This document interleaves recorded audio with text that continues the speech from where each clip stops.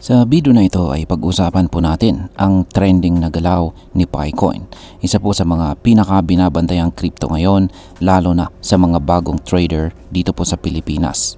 Sa loob lamang ng isang linggo, galing po si Pi mula sa presyong 0.30 paakyat sa mahigit $1.60. Pero bumagsak din kaagad siya ng higit 50%. At ngayon ay nakapwesto na po siya ulit sa presyo na 0.74. Yan, nasa mga presyong 0.74 na price range. At sinusubukan po niyang basagin ang matinding resistance na nakapwesto po sa presyong 0.78. Pero ang tanong po ng lahat, mababasag po ba niya ang resistance na 0.78 or babalik na naman tayo sa 0.68 na support level?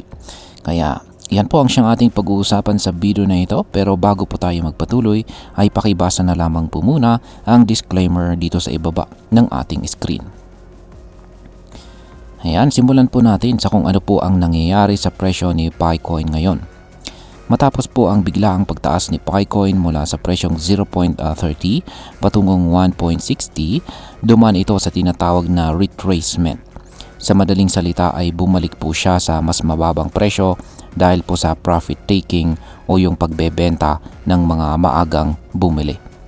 Bumagsak po siya pabalik sa pagitan ng mga presyong 0.65 hanggang 0.70, isang lugar o isang area na tinatawag na accumulation zone kung saan marami pong bumibili ulit.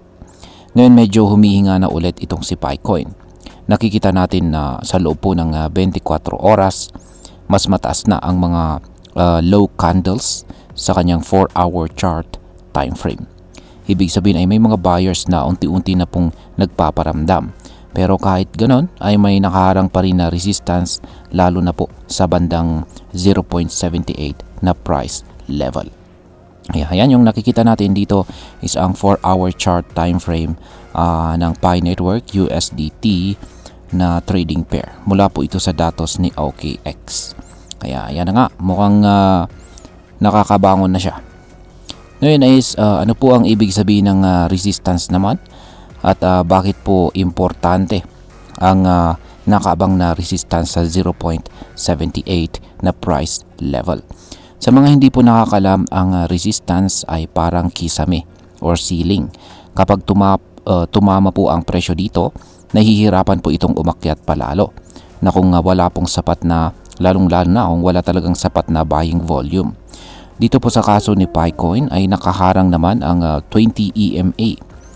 Yan, at saka 20-day exponential 20-day exponential moving average at saka lower Bollinger Band sa area na 0.78. Kaya yan po yung mga harang. Kaya kung gusto nating umakyat ang presyo, kailangan pong malinis na mabasag ni Picoin ang kanyang zone na ito. Kaya yan, daming harang. Pero kapag nabasag ito, may posibilidad po na umakyat si Picoin hanggang sa presyong 0.85 or hanggang 0.90. Pero kung hindi, ay baka bumalik po tayo sa support na nasa mga presyong 0.70 hanggang 0.68. Ayan, dito naman po tayo sa mga indicators. Unahin po natin ang MACD. Ayan, nakikita po natin dito ang MACD at saka RSI. Ayan, RSI po pala muna. 30-minute chart time frame po pala ito. Ayan. Kung titignan po natin ang 30-minute chart time frame na ito, ay makikita natin ang RSI or Relative Strength Index dito sa, ito po yung nasa gitna. Dati ay nasa overbought zone ito. Lagpas po siya sa 70. Pero ngayon ay nasa 56 na lang.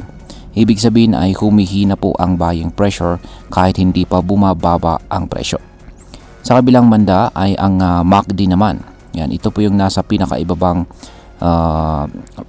indicator natin sa ating chart na ito. Ayan, ang MACD histogram naman ay nakikita natin dito na nagsisimula na pong lumiit. Isa po itong signal na baka nawawala na ang momentum ni Picoin. Kaya kung hindi manatili sa itaas ng 0.72 na presyo itong si Picoin, baka masundan pa ito ng pagbaba papunta po sa mga presyong 0.70 or 0.68. Ngayon ay sunod ay ano po ang sinasabi ng mas malawak na chart or daily time frame. Ayan, nakikita po natin dito 4-hour chart time frame po pala ito. Ayan, 4-hour chart time frame pa rin. Ayan, 30 minutes po ito. Ayan, hindi po nila pinakita yung daily chart time frame natin. Ayan, 4-hour chart time frame. Pero makikita pa rin natin dito yung descending triangle pattern. Nakikita natin dyan yung binubuo ng kulay green at saka kulay red na linya na yan, may dash line sa yan, dulo nito.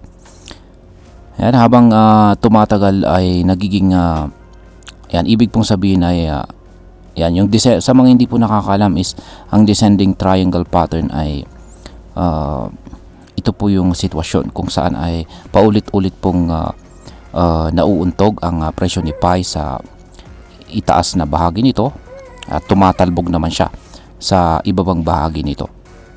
Kaya at dahil dyan ay dyan po nabubuo yung descending triangle pattern. Ngayon is habang tumatagal po ay nagiging mas malapit ang range ng kanyang galaw. Ayan, or sumisikip yung kanyang ginagalawan na price range.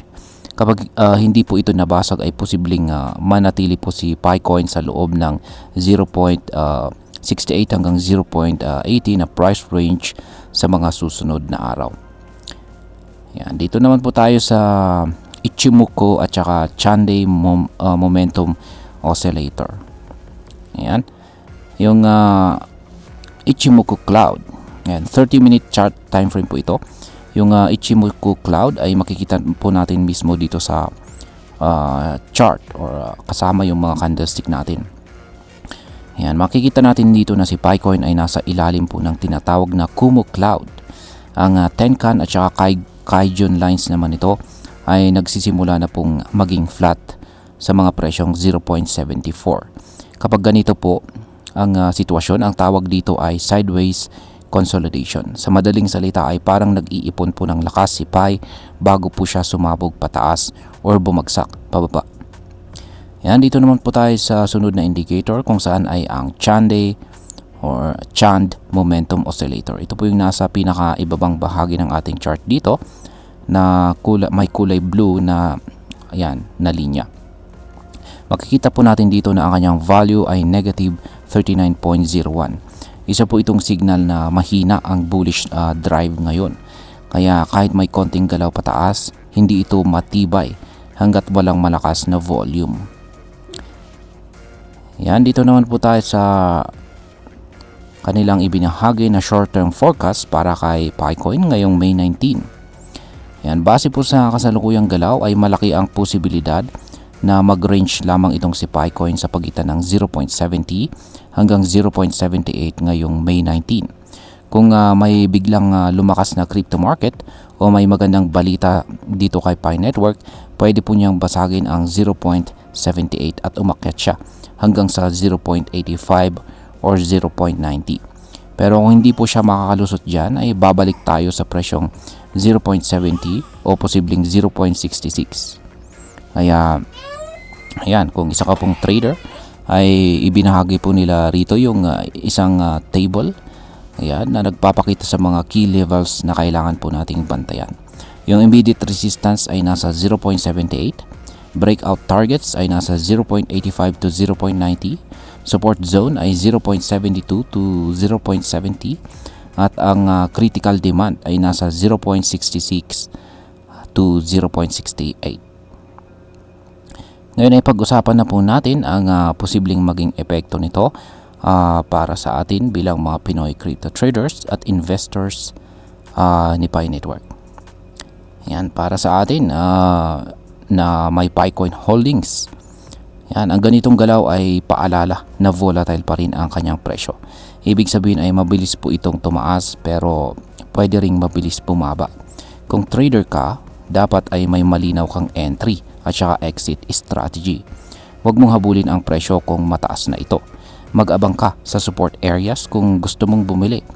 Kung investor ka naman na long term ang habol, pag-aralan mong mabuti ang development ng Pi network mismo. Hindi po sapat ang pagtingin sa presyo lang. Alamin kung kailan po nila planong mag-launch or mag-fully launch ng mainnet at kung may tunay na gamit si Pi sa real world payments or DeFi ecosystem. Bilang panghuli, ang masasabi ko naman tungkol dito ay para sa akin, si PiCoin ay nasa pivotal moment ngayon. Nasa gitna po siya ng consolidation at naghihintay ng susunod na lakas mula sa market.